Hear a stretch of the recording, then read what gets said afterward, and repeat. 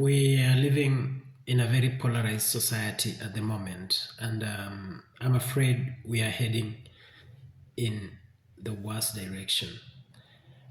Because you see, our society, as bad as it may seem, it has been built on morality. People talk about other things play in here in our society, like religion and so on and so forth. Religion, beliefs, politics, but at the end of the day, the bottom line is morality, our sense of morality. And our sense of morality is inborn, it's part of us, at least most human beings. And that's why sometimes good people can be religious or not religious, and bad people can be also religious and not religious. So, and that's why sometimes people make wrong judgment when they assume that all religious people are good people and non-religious people are bad people. And that's why they end up aligning themselves with bad people and getting into a very big trouble. And one of the things that has really bring out this is the current conflict that is happening elsewhere in the world. You know, how people react to something tells a lot about them. And I'm not going to mention the countries. I'm not going into any specifics, but there are two main conflicts going on now in the world, and a lot of people have died. Children have been maimed. Properties have been destroyed, and it's undergoing. And people have aligned themselves with different groups. And when you hear these people talk about it, mostly they don't really talk about the casualty. They don't talk about the dead people. They don't talk about the hurt people. It's like they're treating this war like football, where you support one side and you don't care what this side does to the other side. And this is really disappointing for humanity. And I'm going to describe one of the conflict without going into specifics. I'm sure you'll understand it.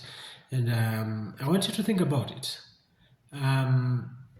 So one of the two main war going on now. There's this one that I'm going to describe, and I want you to think about it. And hopefully you'll understand what I mean.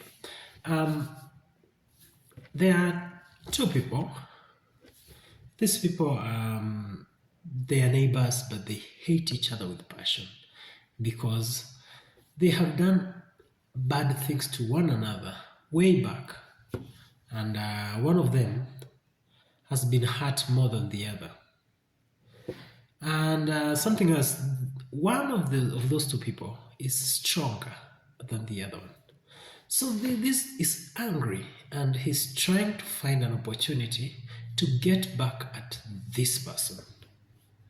And because he can't take on this person, because he's not strong enough, he waits until this person takes his family to a party somewhere. And so they go partying, and then this neighbor comes, attack this party, and in the process kills a few of the family member of this neighbor. And then he takes off. Goes to his house and barricades himself in alongside his family. And so, what do we see here? One is that do not treat people badly, because they say what goes round comes round. Your badness, your meanness will one day come back and bite you. And then what else do we learn? We learn that now the second neighbor who attacks the family of this strong person because he can't deal with this person strongly, is he right? Is that justice? Does your family has to suffer because of your badness? Absolutely not. If that were the case, then every time somebody is arrested, his family will also be taken to jail to serve the term, even though it was the man that did that. That will not be justice. That's not how it's done. An individual is arrested, is taken to court, is tried, and is convicted according to the things that he did, and it has nothing to do with his family. So this was wrong in all accounts. Now, this person whose family has been murdered is very angry. So he goes straight to the house of this second person. And when he reaches there, he finds out that this second person has barricaded himself alongside his family in the house. So what was this person supposed to do? It's very bad that your family is peaceful somewhere in a party and then somebody attacks them, including small children that don't know even what you're fighting for. But still, this person was supposed to be patient and find a way to lure this person out of the house, and then he would be justified to do whatever he wanted to make sure that he gets justice. But this was impatient person. So he goes and take a bulldozer and comes and try to demolish the house so that he can be able to get to this person that hurt his family. So other neighbors were concerned, and they told him that in the process you are going to hurt the rest of the family, because those rubbles, those planks of wood will fall on those, and some of them will be hurt. They can even die. Yet you're after the man, not the family. But this person reasoned that one, this person doesn't care about his family. Why did he run and hide with his family? It's a fair point, but still it does not justify his action, actually. And then he also said that his family is also not innocent. Why are they supporting him? Now, this is where it beats my logic. You see, for example, if my father is a bad person and he's hurt you as the neighbor, I don't have to necessarily take the side with my father. I can be able to take sides with you if it's the right thing.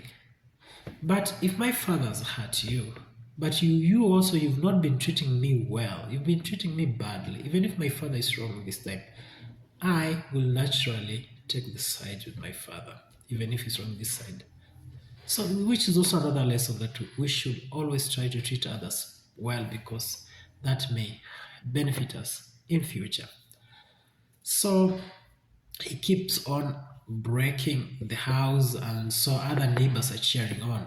Some are against it, others are against. So some people align themselves, they are cheering for this bulldozer man trying to tear down the house, and others are taking side with this man who's barricaded himself with his family in the house, who has also just murdered the children of this bulldozer man because they had some conflict in the past.